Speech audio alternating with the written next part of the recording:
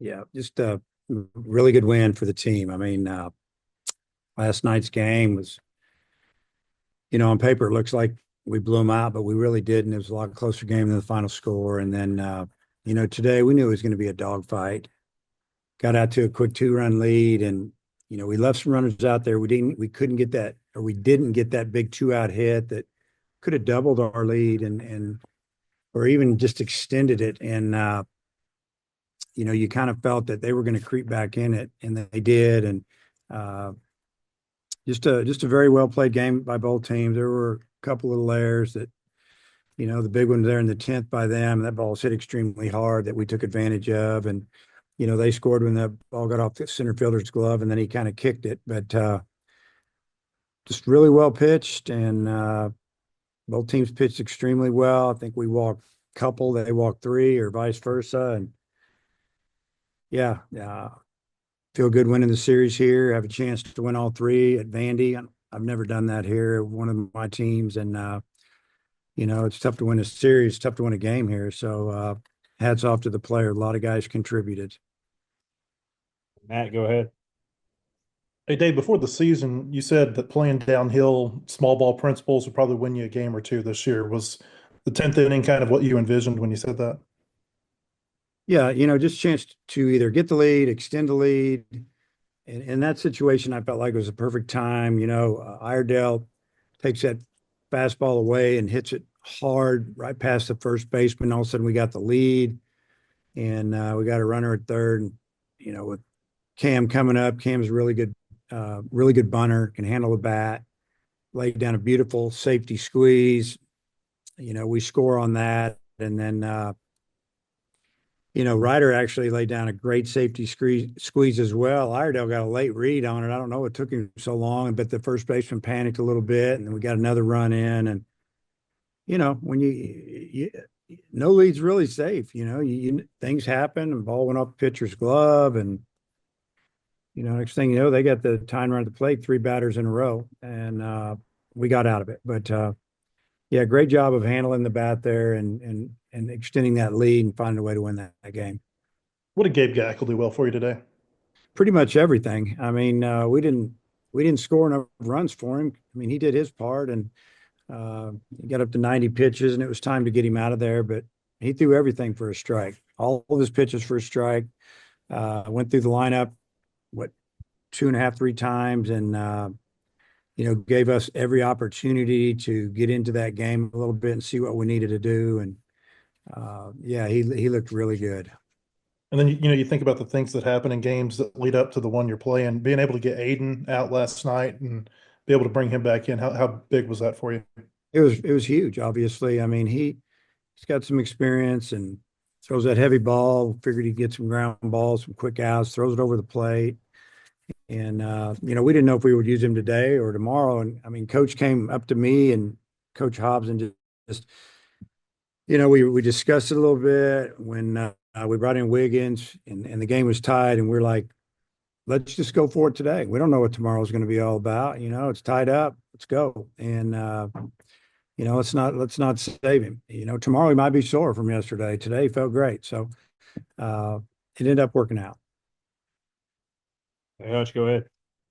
Yeah, Dave, you mentioned bringing in Wiggins. What did you see out of him? I think that may have been the earliest we've seen him in a game this year. So what went the decision to bring him in when you did?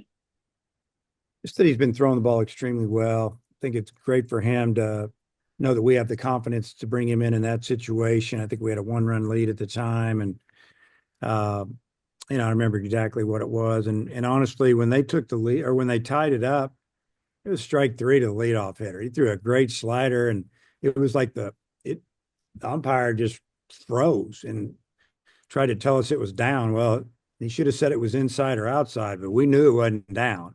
And so then all of a sudden they got the leadoff man on. That took the count to 3-2. Should have been nobody on, one out. And I mean, because he's got a good breaking pitch, and it's hard, 88 miles an hour. But he's throwing the ball 101 miles an hour if that scoreboard's right. And I don't look at it a whole lot, but pretty impressive that he can do that and command it. One got away from him and it tied it back up, but hats off to him. He came in a tough situation in a tough place and did a good job, and he'll be better next time. What did you think of Hiva's play there in the ninth inning? Well, that changed that whole inning, obviously. If he doesn't make that play, it wasn't like it was hit great. It was just hitting the right spot. He backhands, jump throws, perfect throw with had something on it, actually. I mean, if he doesn't make that play, they got a runner first. They're gonna bunt him over, and they got the top of their order up and their best hitters. So, you can say that it saved the game. They might have walked us off the field. You never know what would have happened, but it was a great play. And we were talking on the bus. It was a really good play, but it's not the best one he's made because he made a bunch of them. Yeah, he's made a ton of really good plays this year. Did you know that when you recruited him, from Sac State, that he had this defensive potential in him? All I'd seen was a little bit of video. We didn't know. We knew he was going to be a solid fielder. We just thought he was going to be a good hitter as well. Yeah, and credit to him, he's athletic and he has a lot of skills, but he works extremely hard and he's very confident. He takes care of himself. He's dedicated, and he's made himself into a really, really good shortstop. Jackson, go ahead. Hey Dave, you mentioned Brent Single there in the 10th. First pitch, doesn't try and do too much, just kind of, hits it to the right side. I mean, is that a mature at bat there from your vantage point, just not trying to do too much and, getting the run in? I think so. I think good scouting report. Left-hander's going to first off he's got some run on that fastball, so it's going to run away from the right-handed hitters. Just look for something out over the plate and drive it the other way, and that's exactly what he got, and that's exactly what he did. And first baseman's holding the runner on, left that hole open, and there you go. We got the lead. Feels like we've seen that kind of hit from Brent a lot this year. I mean, is there something with his swing that's maybe a little conducive to those, just being able to slap it through the right side there? Yeah, he's got as much pull power as any hitter we have, but he can also go the other way with some authority. He's hit some backside home runs and gotten some hits the other way. He's got a swing that's short, and he can handle it and he can hit it where it's pitched, and that's what he did. I think last week you kind of mentioned with Gackle, he was maybe nibbling at the zone. Did you see a difference there? More of an attack mindset today? I mean, no walks too, so it had to be some good control today. I think so. When I say nibbling, that maybe sometimes when he was getting ahead, say 0-2, 1-2, and 0-2, it's fine, but 1-2, then all of a sudden it's 2-2, nibble again. And when I mean, just really trying to be super fine. His stuff's really good. Make them earn it. Today I just saw him go after guys, but he was locating to both sides of the plate. I mean, he was left-handers away. He would throw lefties in and vice versa. It was, it was good to see. And Matt, close this one out. Yeah, on Kozul, I mean, everybody can see what he's doing offensively, but it looked like he handled two or three really, hot shots over there at first. I mean, can you just kind of speak to the all-around play that he's given you the last couple of days?